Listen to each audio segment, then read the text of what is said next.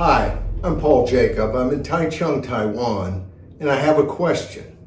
Why should Americans defend Taiwan?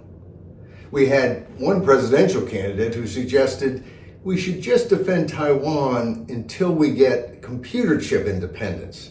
Taiwan happens to manufacture 90% of the high-end computer chips in the world. So that's pretty darn important to the economy. But somehow, I don't like the idea of going to war for computer chips any more than I like the idea of going to war for oil. One of the reasons that I find Taiwan such an inspiring place is because they went through 40 years of martial law and basically totalitarian or authoritarian government under Chiang Kai-shek and the nationalists who came over from China. And yet they persevered and they have agitated until they got a democratic country. And they are arguably now the freest, most democratic country in Asia. That's something that matters a lot to me because I love freedom, I love people, and I want people all over the world to have freedom. And it strikes me that if when people get freedom, we allow some totalitarian monster country to just take them over and take that freedom away, it is a tremendous blow to the future of this world. So that's number one. But let's look at what would happen if somehow the United States did not defend Taiwan. What would happen to the rest of Asia? What would Japan think? All of a sudden, we would have Japan and the Philippines with Taiwan in the middle, controlled by China, and we have pledged by treaty to defend both countries.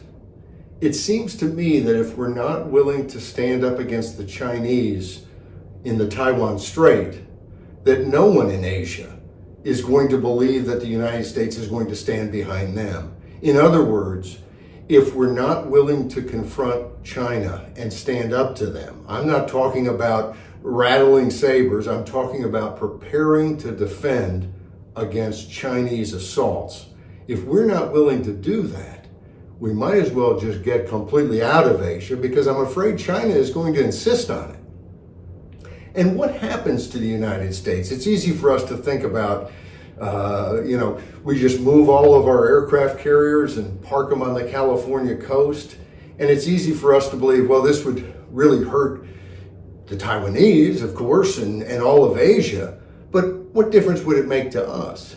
Well, if we can't sell any products in Asia without paying whatever bounty the CCP, the Chinese Communist Party, demands, I suspect that our economic progress in the future is going to be very much truncated. And that's 60% of the world. And it is, in recent times, the economic engine of the world. To simply abandon the rest of the world is not a recipe for U.S. economic strength. And so, yes, it would have a tremendous effect on us. But there's another aspect of it to me. I have always been a libertarian who's wanted to see less U.S. policing of the world, like none, and less alliances, and take care of our own, let other people do their own thing. But for 70 years, we have told the rest of the world, we've got your back. We have built a military that does police the world. And the idea that we would have all that might and give people all these assurances and then simply abandon the field, that's not right. It seems to me that if we want to get to a world where freedom is protected and where the U.S. doesn't have to carry every single burden, the best way to do it is to stand up now with the alliances we have in NATO, which has been much more active in Asia than it was years ago, and Japan, that's doubling its military budget because it's so concerned about the threat from China, and Taiwan and the Philippines. Let's stand up with free countries around the world and build alliances that in the future will be real alliances, where we will have free countries that are partners with us, and we're not carrying every burden.